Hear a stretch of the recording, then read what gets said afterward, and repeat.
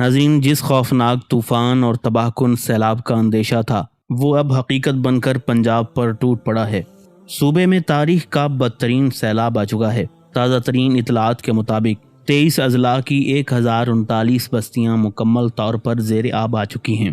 سیالکوٹ سے لاہور تک، گجرات سے جھنگ تک اور قصور سے لودھنا تک ہر سمت تباہی ہی تباہی ہے۔ سڑکیں ڈوب گئی ہیں، کھڑی فصلیں برباد ہو چکی ہیں اور انفراسٹرکچر شدید نقصان کا شکار ہے۔ اب تک کی صورتحال کے مطابق پنجاب میں سیلاب کی وجہ سے 30 سے زائد قیمتی جانیں ضائع ہو چکی ہیں، 14 لاکھ سے زائد افراد متاثر ہو چکے ہیں اور ہزاروں مویشی پانی کے ریلوں میں بہہ گئے ہیں۔ کئی علاقے مکمل طور پر کٹ کر دنیا سے بے رابطہ ہو چکے ہیں۔ گنڈا سنگھ اور جھنگ میں مزید خطرہ بھی موجود ہے۔ ماہرین کے مطابق یہ گزشتہ 3 دہائیوں کا سب سے ہولناک سیلاب ہے۔ قصور اور چونیاں کے درجنوں دیہات صفحہ ہستی سے مٹنے کے قریب ہیں۔ آج کی ویڈیو میں ہم آپ کو پنجاب میں سیلاب کی تباہ کاریوں کے ہولناک مناظر دکھائیں گے۔ ناظرین، بھارت نے کئی مقامات پر پانی کا بہاؤ مکمل طور پر پاکستان کی طرف کھول دیا ہے، جس سے صورتحال مزید خطرناک رخ اختیار کر چکی ہے۔ پنجاب کے مختلف شہروں میں خطرے کی گھنٹیاں بجا دی گئی ہیں۔ وہ تباہ کن سیلاب جو مقبوضہ کشمیر میں اپنی ہولناکیاں پھیلا رہا تھا، اب تیزی کے ساتھ پنجاب کی حدود میں داخل ہو چکا ہے۔ سیالکوٹ، لاہور، قصور، نارووال اور پسرور جیسے بڑے شہر اس وقت براہ راست سیلابی خطرے کی زد میں ہیں۔ حتیٰ کہ جنوبی پنجاب کا مرکز ملتان بھی خطرے کی لپیٹ میں آنے لگا ہے۔ سیالکوٹ میں صورتحال نہایت ہولناک ہے۔ بارشوں نے گزشتہ تمام ریکارڈز توڑ دیے ہیں۔ محض 24 گھنٹوں میں 455 ملی میٹر بارش ریکارڈ کی گئی، جو گزشتہ 11 سال کا سب سے بڑا ریکارڈ ہے۔ نتیجہ یہ نکلا کہ گھروں کے اندر پانی داخل ہو چکا ہے، گلیاں ندی نالوں میں بدل گئی ہیں اور لوگ سخت خوف و ہراس میں مبتلا ہیں۔ سیالکوٹ کے قریب واقع ہیڈ مرالہ وہ مقام ہے جہاں سے دریائے چناب گزرتا ہے۔ یہاں سے تقریباً 9,70,000 کیوسک پانی کا ہولناک ریلا گزرا، جس کے بعد قریبی تمام دیہات مکمل طور پر زیر آب آ گئے۔ سب سے تشویشناک اور افسوسناک منظر اس وقت سامنے آیا جب پسرور کے قریب نالا ڈیک کا پل تباہ کن ریلے کی نظر ہو گیا اور پانی اپنے ساتھ اسے بہا کر لے گیا۔ اس سانحے نے نہ صرف مقامی آبادی کو خوفزدہ کیا بلکہ لوگوں کے دلوں میں یہ خدشہ مزید گہرا کر دیا کہ آنے والے دنوں میں تباہی کا دائرہ وسیع تر ہو سکتا ہے۔ سیلابی ریلیں تیزی کے ساتھ پنجاب میں داخل ہو رہی ہیں۔ بے شمار خاندان اپنے گھروں کو خیر باد کہہ کر محفوظ مقامات کی طرف ہجرت کرنے پر مجبور ہو چکے ہیں۔ چھوٹے چھوٹے بچے، بوڑھے اور عورتیں کھلے آسمان تلے پناہ ڈھونڈنے پر مجبور ہیں۔ اب جبکہ خیبر پختونخوا پہلے ہی سیلاب کے نشانے پر آ چکا ہے، پنجاب بھی اس آفت کی لپیٹ میں آنا شروع ہو چکا ہے۔ اگر حالات اسی طرح قابو سے باہر رہے تو یہ قدرتی آفت آنے والے دنوں میں ملک کی سب سے بڑی انسانی المیہ صورت اختیار کر سکتی ہے۔ دریائے چناب، راوی اور ستلج پر کئی ہیڈ ورکس قائم ہیں جو ان دریاؤں کے پانی کو کنٹرول کرنے اور زرعی زمین تک پہنچانے کے لیے تعمیر کیے گئے تھے، مگر آج یہی ہیڈ ورکس خطرے کی گھنٹیاں بجا رہے ہیں۔ دریائے چناب پر ہیڈ مرالہ سیالکوٹ کے قریب واقع ہے، ہیڈ خانکی وزیر آباد میں، ہیڈ تریمو جھنگ میں اور ہیڈ پنجنت بہاولپور میں قائم ہے۔ اسی طرح دریائے راوی پر ہیڈ جسر نارووال کے قریب ہے، ہیڈ بلوکی ضلع قصور میں، ہیڈ شاہدرہ لاہور میں، جبکہ ہیڈ سدنیالہ اوکاڑا کے قریب واقع ہے۔ دریائے ستلج پر ہیڈ گنڈا سنگھ اور ہیڈ سلیمان کی بہاول نگر میں اور پھر ہیڈ اسلام بہاولپور میں موجود ہے۔ یہ تمام مقامات اس وقت موت کے دہانے پر کھڑے دکھائی دے رہے ہیں، کیونکہ ان کے اطراف میں رہنے والی بستیاں سب سے زیادہ خطرے میں ہیں۔ کہا جا رہا ہے کہ یہ شاید تاریخ کا سب سے بڑا اور بدترین سیلاب ہے، بلکہ ماہرین کے مطابق یہ سن 1988 کے ہولناک سیلاب سے بھی کئی گنا زیادہ تباہ کن ہے، جس نے اس وقت قیامت کے مناظر برپا کر دیے تھے۔ اب وہی قیامت خیز مناظر ایک بار پھر پاکستان کی سرزمین پر داخل ہو چکے ہیں۔ سیلاب کا ریلا گاؤں کے گاؤں نکل رہا ہے، فصلیں تباہ ہو رہی ہیں اور انسان بے بسی کے عالم میں کھلے آسمان تلے پناہ ڈھونڈنے پر مجبور ہیں۔ ماہرین ماحولیات خبردار کر رہے ہیں کہ یہ آفت محض ایک وقتی حادثہ نہیں بلکہ مستقبل کا ایک مسلسل خطرہ ہے۔ آنے والے برسوں میں بارشیں مزید غیر متوازن ہوں گی، پانی کا ریلا اور بھی شدید ہوگا اور سیلاب اپنی تباہی میں کئی گنا اضافہ کر دے گا۔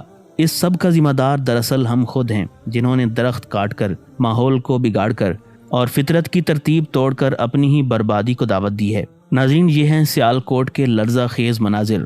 دارائی کا پورا علاقہ مکمل طور پر پانی میں ڈوب چکا ہے۔ مکانات، کھیت اور راستے سب سیلاب کی نظر ہو چکے ہیں۔ انسان کی محنت کی دہائیوں پر مشتمل فصلیں چند لمحوں میں غرق ہو گئی ہیں۔ یہ صرف ایک شہر یا ایک ضلع کا قصہ نہیں بلکہ ایک ایسی تباہی کا آغاز ہے جو اگر قابو میں نہ لائی گئی تو پورے ملک کو اپنی لپیٹ میں لے سکتی ہے۔ سیالکوٹ چاروں طرف سے نالوں کے جال میں گھرا ہوا شہر ہے اور آج یہ تمام نالے اپنے کناروں کو توڑ کر بے قابو ہو چکے ہیں۔ وہ پانی جو کبھی کھیتوں کو سیراب کرتا تھا اب گھروں میں گھس کر بربادی کے مناظر پیش کر رہا ہے۔ یاد رہے کہ سیالکوٹ محض ایک شہر نہیں بلکہ پاکستان کی معیشت کی ریڑھ کی ہڈی ہے۔ یہی شہر دنیا بھر میں سب سے زیادہ سپورٹس کا سامان، سرجیکل آلات اور اعلیٰ معیار کی چمڑے کی مصنوعات برآمد کرتا ہے، لیکن آج یہ صنعتی شہر ایک ہولناک آفت کی لپیٹ میں آ کر کروڑوں روپے کے نقصان کا سامنا کر رہا ہے۔ ادھر پسرور میں تو قیامت کے مناظر ہیں۔ سیلاب کا ریلا اپنے ساتھ سب کچھ بہا لے گیا ہے۔ گھر، کھیت، سڑکیں اور انسانوں کی برسوں کی محنت چند لمحوں میں مٹی کے ڈھیر میں مل گئی، گویا پورا شہر پانی کے غیظ و غضب کے سامنے موم کی مانند پگھل گیا ہو۔ سیلاب کے ساتھ ساتھ طوفانی بارشوں نے بھی تمام ریکارڈ توڑ ڈالے۔ یہ بارشیں گھنٹوں تک بغیر رکے برستی رہیں اور زمین کو دلدل میں بدلتی چلی گئیں۔ ہر سمت بس پانی ہی پانی اور لوگوں کی آنکھوں میں خوف اور بے بسی کے سائے۔ ناظرین، یہ آفت کسی قدرتی حادثے کے ساتھ ساتھ سیاسی چال کا نتیجہ بھی ہے۔ کہا جا رہا ہے کہ یہ سب کسی حد تک بھارت کی دانستہ حکمت عملی کا نتیجہ ہے، کیونکہ بھارت چاہتا ہے کہ پاکستان میں مزید تباہی پھیلے اور عوام کو زیادہ نقصان اٹھانا پڑے۔ سندھ طاس معاہدے کے مطابق بھارت پر لازم ہے کہ جب بھی وہ اپنے ڈیموں سے پانی چھوڑے تو پاکستان کو بروقت اطلاع دے، لیکن جب ستلج میں پانی چھوڑا گیا تو بھارت نے دانستہ طور پر اطلاع نہیں دی، جس کے نتیجے میں اچانک آنے والے ریلے نے ہر شے تباہ کر ڈالی۔ ہاں، چناب اور راوی میں پانی چھوڑنے کی اطلاع دینا بھارت کے لیے ناگزیر تھا، کیونکہ انہیں بھی اندازہ ہو گیا تھا کہ اگر اطلاع نہ دی گئی تو انسانی جانوں کے بڑے پیمانے پر ضیاع کا اندیشہ ہے اور یہ عالمی سطح پر ایک خوفناک انسانی المیہ بن جائے گا۔ سیلاب کی شدت کا اندازہ آپ اس بات سے لگائیے کہ لاہور جیسے بڑے شہر میں بھی دریائے راوی میں آنے والا پانی خطرناک حد تک بلند ہو چکا ہے۔ دریا کے کنارے لرزاں ہیں اور لوگ ڈرے سہمے اپنے گھروں کو چھوڑنے پر مجبور ہو رہے ہیں۔ یہ صرف پانی کا ریلا نہیں، یہ ایک ایسا پیغام ہے جو بتا رہا ہے کہ اگر ہم نے بروقت اقدامات نہ کیے تو آنے والے دنوں میں یہ طوفان ہر در و دیوار کو بہا لے جائے گا۔ تباہی کا یہ طوفان سب سے زیادہ لاہور میں قہر ڈھا رہا ہے۔ خاص طور پر وہ ہاؤسنگ سکیمیں جو دریا کے کنارے پر بنائی گئیں آج مکمل طور پر بربادی کا شکار ہیں۔ یہ دراصل ایک انتہائی ناقص اور غلط فیصلہ تھا کہ رہائشی بستیاں دریا کے بالکل قریب بسائی گئیں۔ نتیجہ یہ نکلا کہ آج میٹرو سٹی مکمل طور پر دریا کا حصہ بن چکی ہے۔ اسی طرح پارک ویوز ہاؤسنگ سکیم کے کئی بلاکس پانی میں غرق ہو چکے ہیں۔ لوگوں کو کشتیوں کے ذریعے گھروں سے نکالا جا رہا ہے۔ وہ اپنی پوری زندگی کی جمع پونجی کو اپنی آنکھوں کے سامنے پانی میں بہتا دیکھ رہے ہیں۔ جن مکانوں کو بنانے میں دہائیاں لگیں وہ چند لمحوں میں ڈوب گئے۔ یہ مناظر اتنے ہولناک ہیں کہ دیکھنے والے کے دل دہل جاتے ہیں۔ پانی اتنی تیزی سے پارکوں اور گلیوں میں داخل ہوا کہ لوگ گھروں میں معصور ہو کر رہ گئے۔ کسی کو اندازہ ہی نہیں تھا کہ یہ آفت اتنی جلدی اور اتنی شدت کے ساتھ چھا جائے گی۔ اسی طرح کرتارپور جو سکھ برادری کے لیے ایک نہایت مقدس مقام ہے، وہ بھی مکمل طور پر پانی میں ڈوب چکا ہے۔ اس کے نتیجے میں مذہبی اور تاریخی لحاظ سے بھی بہت بڑا نقصان ہوا ہے۔ یاد رکھیے، یہ سیلاب صرف دریاؤں کے پانی کا نتیجہ نہیں بلکہ اس میں بادل پڑنے یعنی کلاؤڈ بسٹ اور مسلسل طوفانی بارشوں نے بھی اپنا حصہ ڈالا ہے۔ یہی وجہ ہے کہ تباہی کی شدت کئی گنا مزید بڑھ گئی ہے۔ لاہور سمیت پنجاب کے کئی شہروں میں بارشیں مسلسل جاری ہیں اور گھنٹوں تک برسنے والی بارشوں نے گلی کوچوں کو جھیلوں میں بدل دیا ہے۔ اس وقت چنیوٹ سمیت پنجاب کے دیگر اضلاع میں بھی حالات نہایت سنگین ہیں۔ ہر سمت بس پانی ہی پانی ہے۔ لوگ چھتوں پر پناہ لینے پر مجبور ہیں، مویشی ڈوب رہے ہیں، کھیت اجڑ رہے ہیں اور روزگار ختم ہو رہا ہے۔ لیکن سوال یہ ہے کہ آخر یہ سب کچھ کیوں ہو رہا ہے؟ قدرتی آفات کیوں اس شدت کے ساتھ بڑھتی جا رہی ہیں؟ آئیے اس کی تہہ میں جانے کی کوشش کرتے ہیں۔ دنیا کے بیشتر شہر ہمیشہ دریاؤں کے کنارے آباد ہوئے ہیں۔ انسان اور دریا کا رشتہ ہزاروں سال پرانا ہے۔ یہ رشتہ تب تک بابرکت رہتا ہے جب تک دونوں ایک دوسرے کے حق کو تسلیم کرتے رہیں۔ جیسے ہی انسان دریا کا حق مارنے لگتا ہے، یہ رشتہ نعمت سے زحمت میں بدل جاتا ہے۔ تاریخ پر نظر ڈالیں تو بغداد دریائے دجلہ کے کنارے آباد ہوا، قاہرہ دریائے نیل کی بدولت زندہ ہے، ہندوستان کا دہلی دریائے جمنا کے ساتھ سانس لیتا ہے، بنارس گنگا اور جمنا کے سنگم پر بسایا گیا، حیدرآباد دکن دریائے موسیٰ کے قریب پھلا پھولا، اور پاکستان کا قدیم خطہ سندھ صدیوں سے دریائے سندھ کی آبی گود میں پروان چڑھتا آیا۔ اسی طرح لاہور بھی دریائے راوی کے دامن میں بسایا گیا۔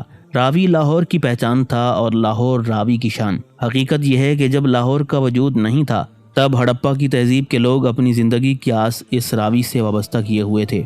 कहा जाता है कि लाहौर के शेरवाला गेट के करीब से ये दरिया गुजरता था। हज़रत दाता गंज बख्श अली हजवेरी रहमतुल्लाह अलैह के मज़ार मुबारक के करीब से होता हुआ उर्दू बाज़ार और सांदा के किनारे बल खाता हुआ रवां रहता। लेकिन वक्त के साथ साथ ये मंजरनामा बदल गया। इंसान ने अपनी हिर्स और ज़रूरत के तहत दरिया को काबू करने की कोशिश की। इस पर डैम बनाए गए, इसका बहाव कम किया गया और फिर रफ्ता रफ्ता दरिया अपनी असल गुजरगाहों से पीछे हटता चला गया। हमने इसी पीछे हटते दरिया की ज़मीन पर बस्तियां बसा लीं। मगर याद रखिए, माहिरीन हमेशा ये कहते आए हैं कि दरिया अपनी पुरानी राह ज़रूर तलाश करता है, चाहे उसे बरसों लग जाएं। और आज लाहौर में तबाही की सबसे बड़ी वजह यही है। हमने रावी का हक मारा और अब रावी ने अपना हक ले लिया। ये कसूर दरिया का नहीं बल्कि हमारा है। रावी का माखज़ भारत के सूबे हिमाचल प्रदेश में है। ये दरिया तकरीबन 80 किलोमीटर तक पाकिस्तान और भारत की सरहद के साथ साथ बहता है। ये इलाका मधुपुर और पठानकोट कहलाता है। भारत ने यहाँ इस पर 4 बड़े डैम तामीर किए हैं, जिसकी बदौलत वह अपनी मर्जी से पानी खोलता और बंद करता है। इस खेल में नुकसान हमेशा पाकिस्तान को उठाना पड़ता है। इसी तरह दरियाए सतलज का आगाज़ चीन के तिब्बत से होता है। इसके पानी में साफ़ और नमकीन दोनों अज्जा शामिल हैं। ये दरिया पाकिस्तान में कसूर शहर के करीब दाखिल होता है। भारत इस पर भी कई बैराज और डैम बना चुका है और जब चाहे पानी के रेले छोड़ देता है। नतीजा ये निकलता है कि पाकिस्तान के खेत, बस्तियां और शहर अचानक आने वाले पानी में डूब जाते हैं। यूं कहा जा सकता है कि आज लाहौर समेत पंजाब के कई इलाके जिस बदतरीन तबाही का शिकार हैं, वो सिर्फ कुदरती आफत नहीं बल्कि हमारी अपनी कोताहियों और भारतीय आबी जारहियत का मुश्तरका नतीजा है। नज़ीर, दरियाए चनाब मकबूजा कश्मीर से निकलता है, जहां इस वक्त बार बार क्लाउड बस्ट जैसे खौफनाक वाक़यात पेश आ रहे हैं। उन्हीं की वजह से चनाब में भी शदीद दर्जे का सैलाब आया हुआ है। भारत ने इस दरिया पर 7 बड़े डैम तामीर किए हैं और ये दरिया सियालकोट के करीब से गुजरता है। सतलज, रावी, चनाब और ब्यास, ये तमाम दरिया बिलाखिर दरियाए सिंध में जाकर मिलते हैं। यही वजह है कि जनूबी पंजाब इस वक्त नहायत ख़तरनाक सूरत हाल से दोचार है और इसके बाद ये सैलाबी रेले सिंध की तरफ बढ़ेंगे। सिंध हुकूमत और आवाम को भी अभी से भरपूर इंतजामात करना होंगे, वरना नुकसान नाकाबिले तलाफ़ी होगा। नाज़रीन, शायद आप नहीं जानते कि रावी और सतलज के नीचे ज़मीन के अंदर भी पानी के बहुत बड़े बड़े ज़खायर मौजूद हैं, जिन्हें इकोफर्ज कहा जाता है। अगरचे सतलज पर दरिया खुश्क भी हो जाए तो उनके नीचे साफ़ और वाफिर पानी बहता रहता है। ये इतने बड़े ज़खायर हैं कि तरबेला और मगला डैम में मौजूद पानी से भी ज़्यादा गुंजाइश रखते हैं। यहाँ तक कि अगर दरियाए सिंध 3 साल तक मुसलसल खुश्क रहे तब भी ये ज़ेर ज़मीन पानी अपनी मकदार में उनके बराबर रहता है। सैलाब की एक बड़ी रहमत यह है कि इन इकोफर्ज के ज़खायर हर बार फिर से भर जाते हैं। अल्लाह ताला ने पाकिस्तान को बेशुमार नेमतों से नवाजा है, मगर हम अक्सर नाशुक्री करते हैं और वसाइल का गलत इस्तेमाल भी करते हैं। अगर हमने अपनी रविश न बदली तो आने वाले वक्त में सैलाब मज़ीद शिद्दत इख्तियार कर जाएगा। लिहाजा हमें दरियाए रावी के साथ इंसाफ करना होगा।